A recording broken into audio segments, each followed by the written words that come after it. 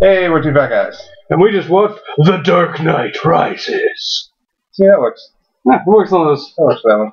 See, the whole thing was building. Even the Marvel marathon was all building to this. I think it was building to Dark Knight, now it's just sort of lagging on like a wounded puppy. Yeah. Spoiler alert. Just yes. General spoiler alert. Yeah, we're not going to hold back at all.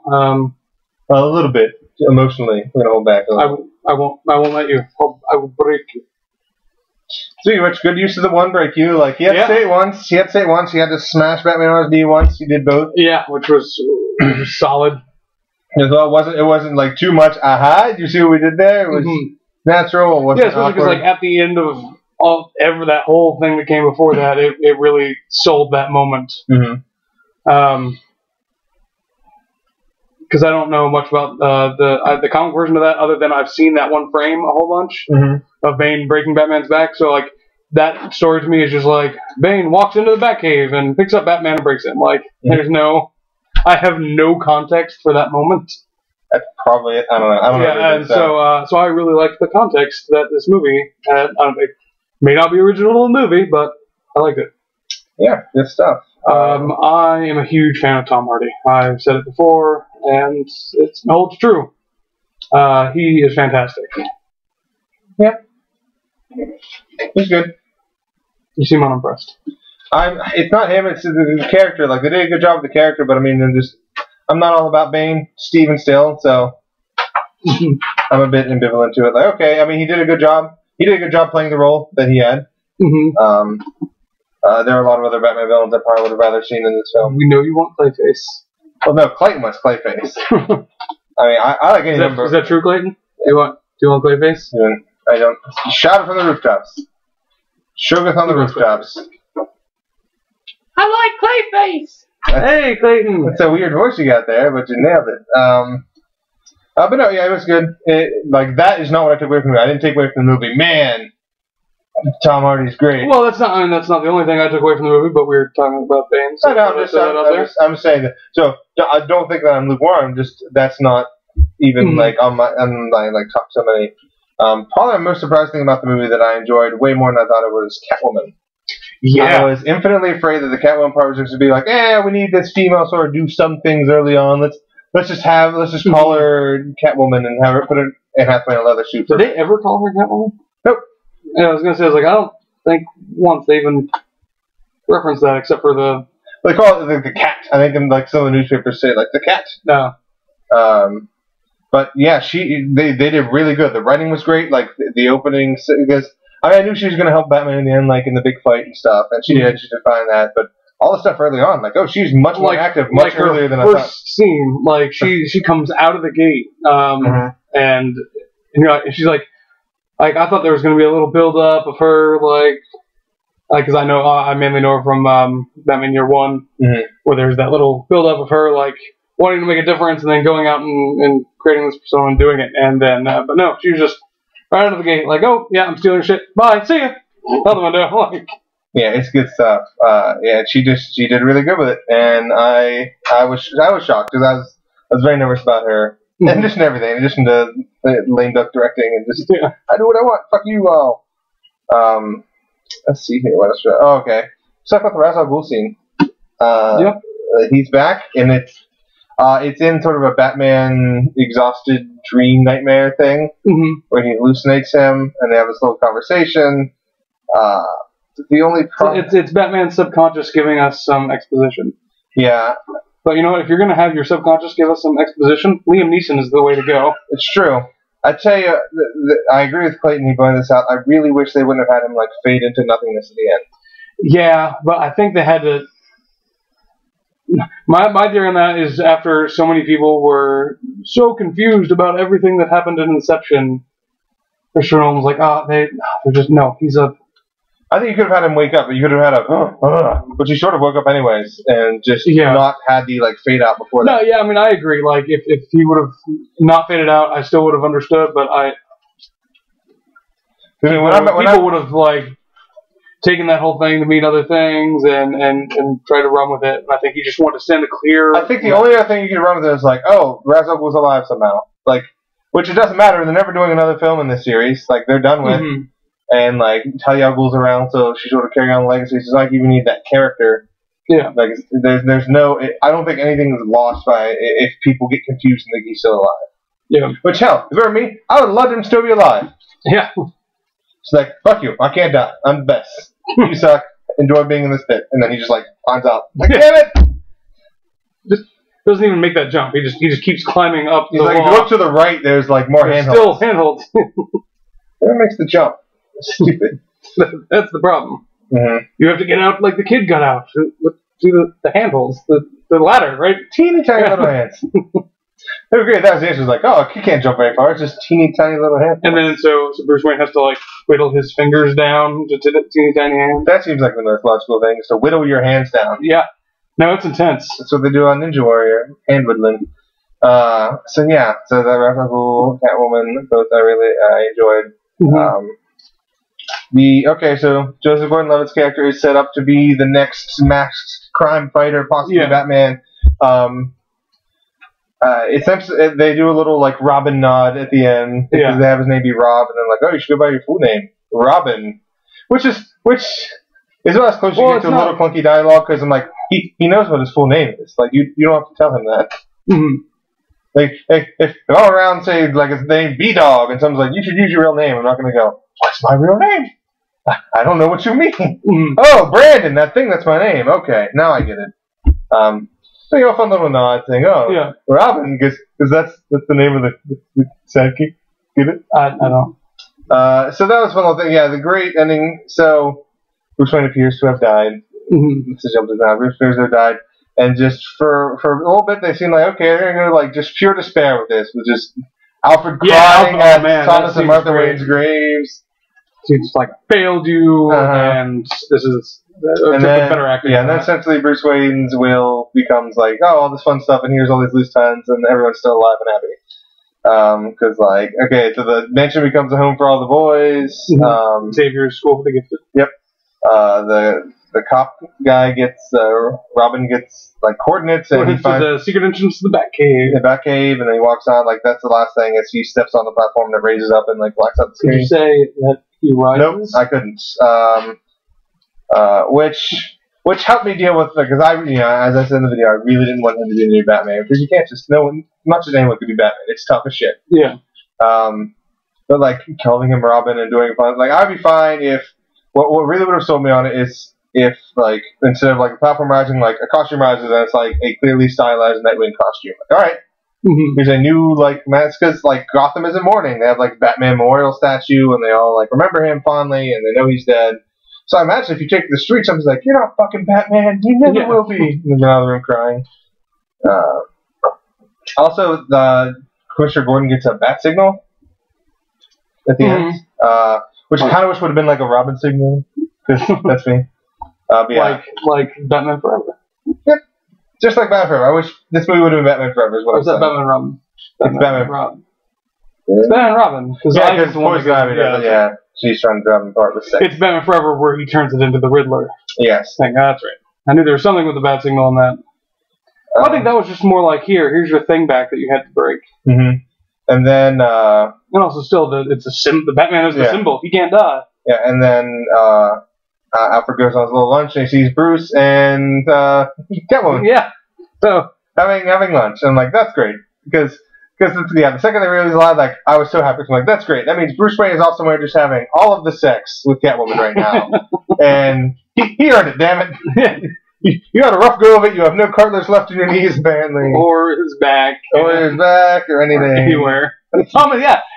Thomas London is in this Thomas movie. London's like, he had to know some producer or be friend of someone, like, I hope maybe he auditioned. I hope him and Christian Bale are like open audition for the Doctor. Like the cashier's like, he can't be him. Are you Lieutenant Dangle? No. Well, you're great. We're casting you. I am, damn it. And I'm wearing the short shorts. Damn it. That's why they always shoot him from the waist up. Yeah, that movie is solid. I really enjoyed it. One thing that I really liked is they seem to have taken a bit of an idea from a lot of the Marvel movies, and they definitely incorporated a lot more humor, I think, into this one. I felt it had. I felt the balance was different than it was in Batman Begins and The Dark Knight. Between a lot of the characters. I mean, even Batman was making jokes. I mean,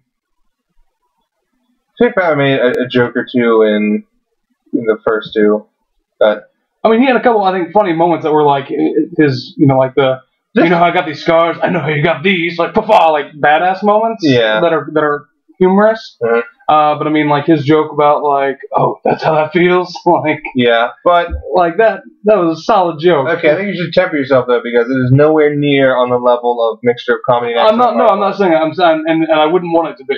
Yeah, so I'm just saying. They may have taken a look in that direction. Yeah, I think they went like, oh, and I think they just tweaked the formula a little bit, because I found this to be a lot more just kind of enjoyable. Not necessarily like I always hate this argument between like a good movie and an entertaining movie, mm-hmm. but I felt this was more entertaining than minus a lot of what the Joker did, but like Dark Knight, Batman Begins.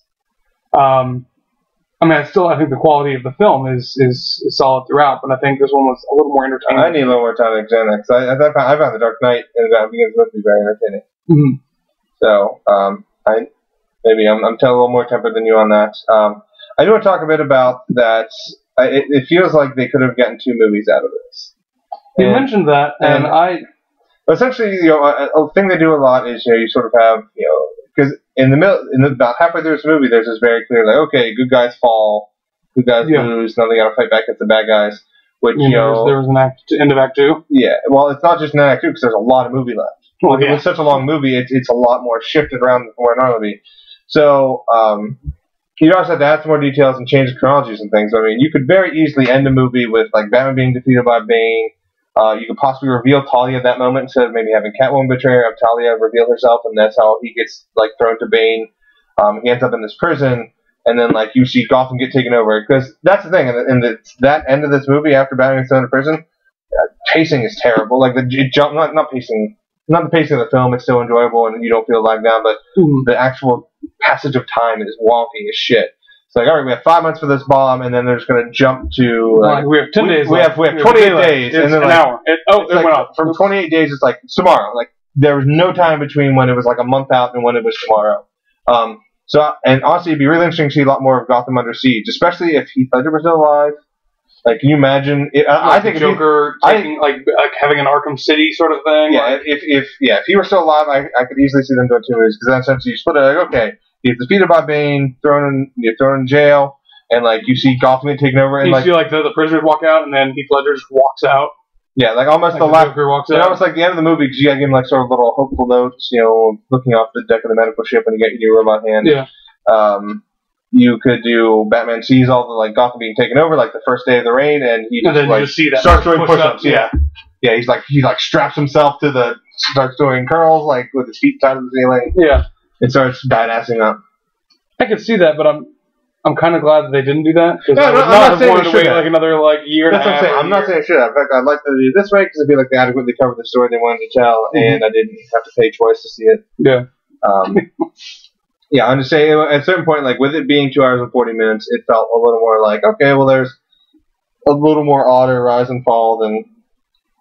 Because that first big Bane fight happened so early, and it was such a clear, big defeat, and I'm like, okay, well, what are you going to do? You're just going to get out and fist fight him again? Oh, you did? Oh, okay. This time you attacked his mask. You're going to fist fight him harder. Yeah. Okay, you attacked his mask, so that works, I guess. I really liked the liberation of Gotham. That was well done. Yeah. Although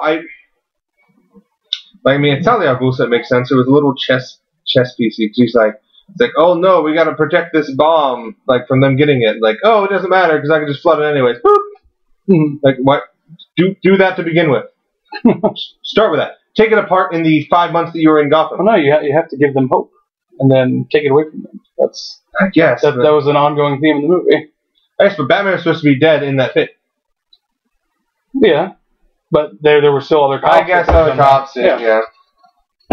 It still came a little across like, oh, they did this. Oh no, it's the wrong truck. Oh, now we have it. Oh no, now this happened. Okay, now we get this. Oh no, now she's Talia al Ghul. Oh, we got this. Oh no, now this is happening. Like a little too many. Aha! A twist in the plan. I'm like, just do it after a while. Like, just know what's gonna happen and then try to fight against it. Man, I did like the defeat of Bane. I didn't think that was going to be his defeat, but when he gets shot by Catwoman. I liked his final line of the well, you're just going to have to imagine the fire. Yeah, that was really good. I like that he wasn't like this little puppy T'Challa. He's like, nope, fuck that. I'm killing you. Yeah, okay. He's like, well, I've got to kill you now. Like that's. Yeah, it's a good movie. Also, Talia found his weakness: small knives. Yeah, she did. That is one of Batman's weaknesses. He's no Spider-Man, that's for sure. It's true. This would never have happened in Spider-Man City.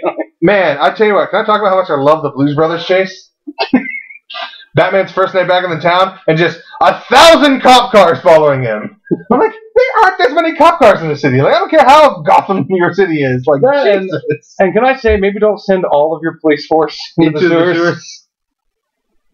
You're kind of asking for it at that point. I get it. There's a lot of sewers. You're trying to smoke them out, but man, like, all right, who's left? Oh, 3. There's 3 cops left in all of Gotham. And one of them, like, even at that, like, all right, it's a training exercise, but now, like, normal crimes could still happen, like, rampantly. But hey, it's Gotham, and I guess Batman's not around, so they kind of would still happen rampantly anyway. The police force is not that good. As I say repeatedly. Rape is not one of the crimes Batman's trying to stop. Nope. Never see him stop that. Never. Not once. And it's Gotham City. It has to be happening constantly. Batman's alright with it. Because you're powerful and you take what you want. It happened in this movie. Oh. And Batman did not stop it. Who was being raped? Talia's mother. I assumed that's what those prisoners were going to do to her. Why would Batman stop that? He wasn't there. I know. I'm just saying he didn't stop it. I'm not saying he had the ability to. It's okay, so Flash didn't pick him up and run backwards in time and drop him off to fight him. Yep. Agreed. That did not happen. Although Flash was in this movie. He's just running back and forth for a while. And Ant-Man. And Ant-Man's also weird crossover. They got the rights to him. Like, we gotta put him in, right? Alright, but a rule, he has to be like a Mike Rontel. Nathan Fillion. They spent billions on the animation.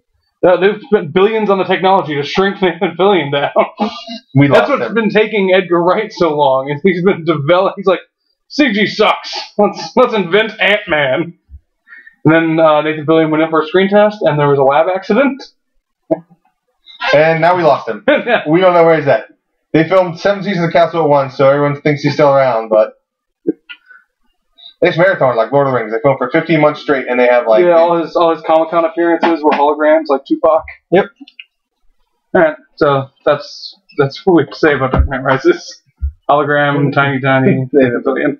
So yeah, really good. It didn't let me down like I was fearing. That was enjoyable for me in the theater. Mm-hmm. You did not want Batman to die, John Blake to take over, and they were laying on so thick, and they still did that. They're doing that. Still and like Brandon just like getting angrier and angrier. Like, and this is so sloppy too. Anyone can be Batman. I'm like, just look at the camera when you say that. Fuck. A wink. Why don't you point in? Anyone could be Batman. I can be Batman. Batman. I am Batman. See? That's all it takes, right? I would have been totally fine if that guy's like, who are you? If he went, I'm Batman, and punches the dude in the face. I was looking forward to that. That would have been that was going to be the moment that he becomes the Batman. Yeah, he just decides to take over the mantle, but he doesn't have the costume or anything yet. And Batman shows up in the middle of the fight. You lying son of a bitch. Like, I heard that. Like, what? Oh no, I was just saying. You know nothing of my work. Man, a great moment. You got anything better than that? Batjet did not disappoint. Think that was him? Can I say that? Are you sure that was him? Yeah. That's why I had the Batjet did not disappoint. I was infinitely... Oh, yeah. You were how giddy I was when it was in the trailer. Yeah, you were super giddy. I was not sold at that point. I was definitely sold when the movie happened, though. I was sold just because they put it in. It seems kind of a silly thing to have. Like, yeah, Batman has bat everything. That and Lucius Fox has had 8 years to sit around and twiddle his thumbs. I am glad they stole his arsenal, though, because, like, eventually that has to happen, right? Yeah, that was great. So this movie is getting this video is getting long. So we're getting long, ladies. All right. So yeah, we'll have a wrap up and probably some other bonus round videos and stuff coming up. Because I do want to talk about what the potential Batman reboot will be like and what you would like out of it. Oh man, Clayton and I had a fun little discussion about that, and I think Clayton and I came up sort of. Are you gonna tell it now, or are you gonna wait for the bonus? I don't know. I think I can wait. Yeah, we'll wait for the bonus. If you want to leak it. Spoiler alert, it involves a young Dick Grayson.